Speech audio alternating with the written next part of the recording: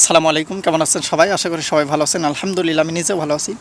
তবে যে একটা বিষয় শেয়ার করার জন্য আসলাম, সেটা হচ্ছে আপনি ঘাস চাষ করবেন নাকি ঘাস হচ্ছে বুনবেন, অর্থাৎ কাটিং লাগাবেন ঘাসের, নাকি হচ্ছে এটার বীজ বুনবেন আপনি। তো দুইটা ভিন্ন ভিন্ন বিষয় আছে। আপনি কীভাবে কী করবেন, অর্থাৎ ঘাস রোপণ করলে অর্থাৎ কাটিং লাগালে বেশি লাভ হবে, নাকি ঘাস হচ্ছে আপনি বীজ বুনলে, অর্থাৎ বীজ বুনলে আপনার হচ্ছে বেশি লাভ হবে। তো একটা বিষয় সেটা হচ্ছে আগে দেখতে হবে আপনার নিজের জমি আছে কিনা। মানে আপনার নিজের যদি জমি হয় তাহলে অবশ্যই আমি বলবো, মানে আমার ব্যক্তিগতভাবে পরামর্শ সেটা হচ্ছে আপনি ঘাস বোনা, ঘাস লাগানো, অর্থাৎ কাটিং লাগানো যেটাকে বলে, মানে কাটিং যেটা হয় ঘাসের সেটা হচ্ছে লাগানো।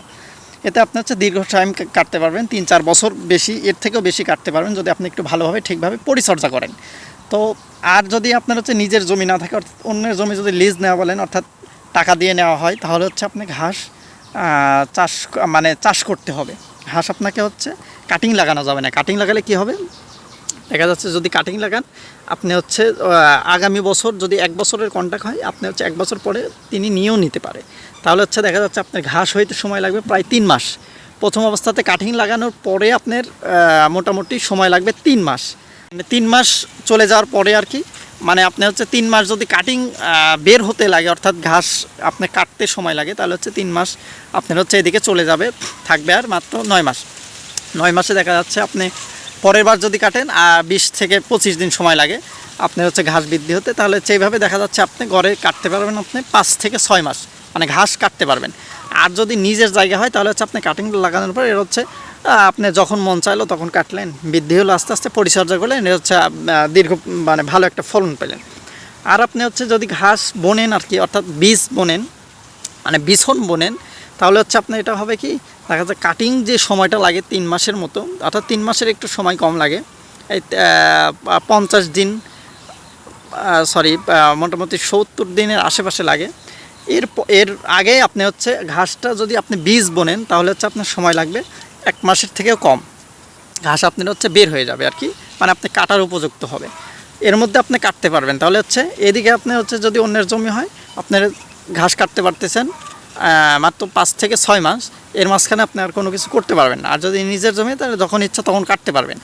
আর আপনি যদি বীজ বোনেন, অর্থাৎ বিছন যেটাকে আমরা বলি, অর্থাৎ এই ঘাসের যে বিছন থাকে এটা যদি আপনি ছিটা উৎপাদন করেন তাহলে হচ্ছে এটা আপনি অল্প সময়ে কাটতে পারবেন। অর্থাৎ বারবার কাটতে গেলে দেখা যাচ্ছে এটা আপনি কাটতে পারবেন, যদি মাঝখানে 3 মাসও গ্যাপ হয় আপনি হচ্ছে 9 মাসের বেশি কাটতে পারবেন, মানে 9 মাসের মতো আপনি ঘাস রাখতে পারবেন আর কি। তো এতে একটা জিনিস বলি, যদি আপনার নিজের জায়গা হয় তাহলে অবশ্যই কাটিং অবশ্যই লাগাবেন, কারণ ওতে হচ্ছে প্রোটিন বেশি থাকে, জারা ঘাস বলেন যেটা, তারপরে হচ্ছে অস্ট্রেলিয়ান যে ঘাসগুলো আছে এগুলো হচ্ছে হাইব্রিড জারা যেগুলো আছে, এইগুলোতে আপনি হচ্ছে কাটিং লাগান। আমার এই পাশে যে ওই পাশের ওইগুলো দেখতেছেন, এই যে ওই পাশে ওই যে বড় বড় দেখা যাচ্ছে ওটা হচ্ছে আপনার লাগানো ঘাস কাটিং। আর এইগুলো হচ্ছে আমার মানে বীজ যেটাকে বলি আমরা, বীজ সেটা যেটা বের হয় আর কি, সেটা হচ্ছে এইগুলা। তো এগুলো আমরা কেটে ফেলতেছি। এইগুলোতে আরেকটা জিনিস সেটা হচ্ছে যে এইগুলোতে ঘাস হচ্ছে বনরা ঘাস, এই দেখেন, দেখতে পাচ্ছেন কিনা, এই যে এগুলো হচ্ছে আমার মানে এক্সট্রা ঘাস, এগুলো পরিচর্যা করলে আপনি হচ্ছে এই ঘাসগুলোও বের হবে, এই ঘাসগুলো আপনি কাটতে পারবেন। আর যখনই আপনি হচ্ছে ওইগুলো লাগাবেন, যদি নিজের জমি না হয় তাহলে হচ্ছে আপনার অনেক সময় ব্যয় হবে, পরিচর্যা বেশি করতে হবে, ফলাফল আপনি হচ্ছে কম পাবেন। অর্থাৎ যে আশা আপনি করবেন ঘাস পাওয়ার, সে তার থেকে কম, মানে কম সময় পাবেন। তো সবাই চেষ্টা করবেন এই দুইটা মেনটেন করার, মানে ঘাস রোপণ করবেন নাকি হচ্ছে মানে চারা কাটিং লাগাবেন, নাকি হচ্ছে বীজ রোপণ করবেন, এটা হচ্ছে আপনার ভুঁইয়ের উপরে নির্ভর করে, অর্থাৎ ভুঁই আপনার নাকি অন্যের ভুঁই। তো এই জিনিসটা মাথায় রেখে সবাই কাজ করবেন, মানে প্রত্যেকটা কাজে আপনি পরিকল্পনা করে করবেন। যদি পরিকল্পনা সঠিক হয় তাহলে হচ্ছে আপনি সেই কাঙ্ক্ষিত ফলাফল আপনি খুব ভালো পাবেন। আর যদি পরিকল্পনা আপনার সমস্যা থাকে, পরিকল্পনা যদি না থাকে কোনো কিছুর, হুটহাট করে ফেলেন, তাহলে হচ্ছে কোনোটাতেই আপনি লাভবান হতে পারবেন না। তো যাই হোক, সবাই ভালো থাকবেন, সুস্থ থাকবেন। এই দুইটা জিনিস আপনি হচ্ছে মাথায় রেখে কাজ করবেন, প্রত্যেকটা কাজে আপনি চেষ্টা করবেন, মানে হচ্ছে আগে থেকে পরিকল্পনা করে তারপরে কাজ করার চেষ্টা করবেন। তো ভালো থাকবেন সবাই, সুস্থ থাকবেন। আসসালামু আলাইকুম।